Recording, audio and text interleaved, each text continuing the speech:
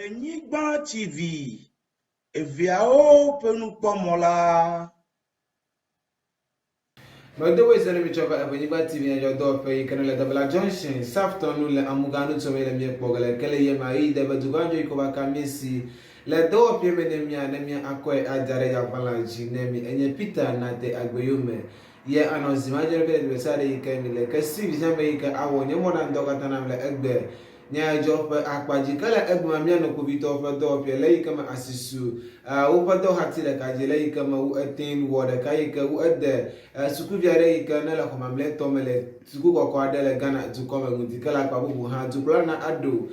Danko Akufo Addo nye ame yi ke dze agba yi ke wòtɔ asi ʋɔnudrɔ̃la woe atɔ̃ dzi be woanɔ dukɔ ƒe ʋɔnudrɔ̃ƒe le yi ke nye Supreme Court le Ghana dukɔ me godo ke miaƒe nukpɔlawo heya kple bunyagbɔɖo ge le egbetɔmi le matrɔvi ma va ne miaxɔ gbeɖasi kɔtso Nicelis Eve English Dictionary dɔwɔƒe gbɔ ne mi.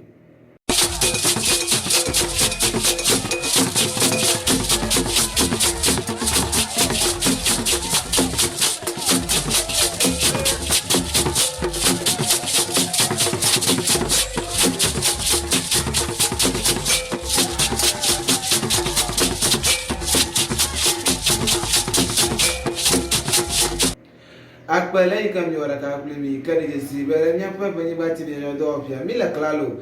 yi ke mia age ɖe gbɔ abe dɔwɔƒe nenema ke hã asitsaƒe ne yi ke mi atsi asi kplo miawɔ dɔkpakplo le asi le asime ke ɖe mia age ɖe dukɔ me adzɔ me ne mi enuma ke yi ke mia adze gɔme tso kpovitɔwo ƒe dɔwɔƒewo ne mi le yi ke me asisu kpovitɔwo ƒe dɔwɔhati ɖeka yi ke woɖe ŋkɔ na be aƒetɔ Frank Edu Poko dzi ke ne tso ɖe dzesi be asisu aƒetɔ ya dzi le yi ke me wodze agba wogagblẽ exɔ mlɛme sukuvi aɖe yi ke nye ŋutsuvi le Kwame Nkrumah University of Science and Technology KNUST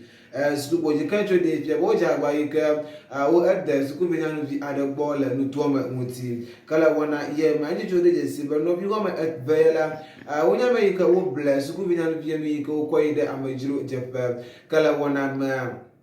wo ete kpɔ yi ke wo ede nyanuvi gbɔ le dzinu andre mi le ƒe ŋkeke bla evie gbe le ƒe akpebe kpli bla evevɔ evie me va yi le eyi ke wote de nenem ƒe gbɔdɔdɔ nɔnɔmetata yi ɖe woƒe kaƒomɔ dzi hafi nenem ƒe nudzodzowo va do le yi ke me nyanuvi ekɔ dzodzo kɔ vɛ ne kpovitɔ yiwo ke wɔe be asi esu nenem ƒe kpovitɔ ƒe dɔwɔla yi dzi ke egbeɖela ne kpovitɔ ƒe dɔwɔƒe yi ke nye aƒetɔ Ekufo George Dampare nye ame yi ke bia kɔ tso kpovitɔ yi ke woƒe asi esu woƒe dɔwɔhati dzi wo agba yi ke wo akɔ ayi ɖe teƒe bubu yi ke wo anɔ nugɔmeku wɔm kpakpli ke fifia la kpovitɔwo ƒe dɔwɔƒe mokpɔtɔ yi ke wova de asi agbalẽ gɔme yi ke woɖe nya ɖe kɔ ku ɖe nenem ƒe nudzɔdzɔ wɔna ŋuti ta ɖe sia yi ke akpɔtɔ yi ke ado akɔ atso me mi le klalo be mia akɔe ada ɖe avalanche ne mi le Ewenyigba TV ƒe dɔwɔƒea me ne mi. Ke ne mia atso le akpa ma yi ke mianɔ gegem ɖe dukɔmenyenye bubu ƒe akpa dzi ne mi le yi ke me mia anɔ dɔwɔɖi ƒe nyawo me ne mi le Ghana dukɔ me godo ŋutsu ɖe dzesi be habɔmenɔlawo ne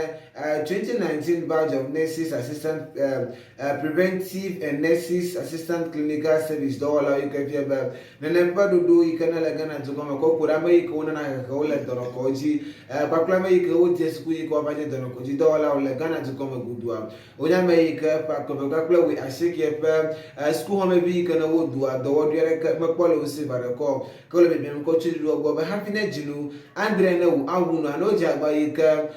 wo ana be mɔnubɔbɔ ne su yosi be yewo age ɖe dɔnɔkɔdzi hena yewo ƒe dɔwɔna wɔwɔ le Ghana dukɔ me godo ke habɔmenɔla yi wonye ame yi ke wofa konyi be le yi ke me yewo wɔ yewo ƒe national service wɔa dziɖo gbe be yewo makɔ dɔwɔɖi akɔ de asi ne yewo yi ke yewo age ɖe dɔnɔkɔdzi hena edɔwɔwɔwo le Ghana dukɔ me godo ke ame yi ke nye ŋgɔnɔla ne nɔvia kɔ ku ɖe woƒe vesesenya yi ke woɖe kɔkplɔ ne dukplɔla Ado Danko Akufo Addo nenema ke dɔwɔƒe eve yi ke wole amesinya dzi kpɔm le Ghana dukɔ me godo yi nye Ghana Health kple Ministry of Health wole ɖem le gbɔgblɔm be le yi ke me yewo edze agba yi ke yewo ege ɖe ŋkuŋui mɔ geɖewo dzi yewo kɔ yewo ƒe léɖi kpakple ŋutsotso kɔ de teƒe ma woa wɔna ɖeke mete le etsi yim le yewo ƒe akpa dzi o ke le woƒe nyanua woɖe kɔ gblɔ be ne ele ŋgɔ ne ƒe recruitment alo yewo kɔ ɖe edɔme wɔna ŋuti titri le yewo ƒe portal so alo yo pe npopo le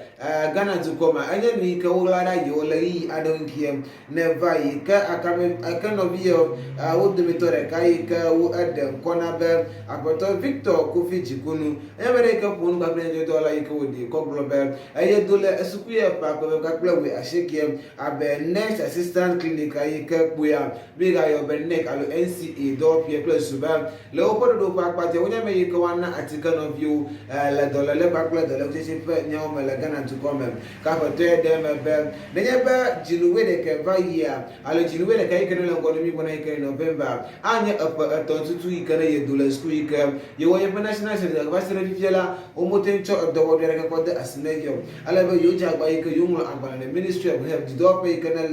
la masenya uji pom le Ghana to come gudu ko to finance minister do pa yi ke na ele ganya uji pom le Ghana to come ga foto ke no furi ata ga ke na ba do wana ma mete e jine yo nyi le yo pa afore de sia de pakpa diu kai je odi ko global yo America wonya ha bomo no la pa ko blow we asheke ma yo nya amanhleme akba awu alafa andre blave for andre ke 10727 wonya no bi ka wudu le 2019 ka ba sere bi fiela wala apama ala ba jirudua mala klalo yiki wa chodo wadi ako adasi no le Ghana di komata ne zare kana do ko chudu ba pajia mila klalo le banyi ba tinya do pie plus ba miatan akoe adare ya balanchi nemi Kadama ache apota na mi kanya ano zukulana na ado dankwa kufu ado lai kama wunye ngono la na Ghana zukorne maka ha anya me ka akwa ba le tulise pakpajia tulise na nguse be watan awo tetere na maka wo awo didoli ne no bi ka u ele bondro penya pakpaji la Ghana zukome goda bondro la ene keje jole je si ba zukulana na ado dankwa kufu ado pagbana de kana uda asie gome le jinu Andre Peke bla evvo adie baba ilaika megbera na so pe me gnya po to Alban Kings for bagbi with the koglomba ye ko agbana ko chu to la bo laika me to la pe akamati ko di adamu ne ko chu asanya papaji gni judicial council ne presidency ya we make ko di koglomba no pe alo do wodi ka wo anna no bi obo wanye bondo la la Ghana to come at ele Supreme Court to go pe bondo pe Ghana to come gnya Apex Court ka yo jodi je si ba to na ado dan kwa kufu ado ne be ava to go le dio ma yenye to la fa like na upload to la ko John ajikum kufu ne be ava bondo la tete le Ghana to come alo astatoti le Ghana to come muti kala wana yema apoto Alban Kings for smart agba be nyama ika di ko global ne be yo ko global le chini ogoma ye you aja agba ika you atenu mena bondo la wa ma ene ye ikana to na ado dan kwa kufu ado to asi uji be ne wo anye bondo la le to ko pe bondo pe kala wana yema nale mkura to na ado dan kwa kufu ado pe astotono bi uja aja agba ika wo to asi apatone ne amega cheji le pa ko be paplu we enyem na maka Agnes doji le pa ko be plo we enyem eye woto asini ni ashi ko tensi le pa ko be plo we enyem na maka apoto ikene Samuel mafusu ayike taflache atroma baba ivile de le we ada me ba ko be plo we enyem ye woto asijira na maka marema wusu le pa ko be plo we ashike me eye American Yapato, Loveland Johnson 2019 na Makan, Gertrude Toku no 2019, na Makan Tanko Amadu, Omoru Isifu 2020 Oto Asiji, Yeka Wotanu Mena Yeku Kodo Kodasne Abel, Bondola and Ghana to Copper Bondro Pagana na Makan, Wunyanuga Justin Clemens 2020 Oto Asin na Makan, Che Herita Mesa Bunsu 2020 Kala 2020 Bonwa. Zukulana na ado dan kwa kufu ado aja agba yeke oto asikulendi yoni jikala pa ko be blava vo evema Barbara Francis Akayesu na maka Kinsley Kumsi George Samuel Kwame Abu Asiedu Bakle Ernest Yao Gewu Onyameka ji woto asilaika wa akpogo bondronya wa wote jinwi le Ghana du kome kala wana yema jode je siba oja gba iko ko agbanle kokko de me suba watana kunga ngakle alo watani mele yokokoro yopodo wana unti le bondro peta ne sere kana adu ko chuma mila claro be miakwa dare ya pana chi ne mi miapo no kwalawo gayi morga miachi miapo nyaachole egbe ke ja kwasere uyenye ekeka dongi ba nusilis ebe english san do pie ye adam go na finya jo wudu bolo te sare yi kamle civis ye wonye modan do katana le egbe nyajo pe akpaji nyen konye peter na te agbe yome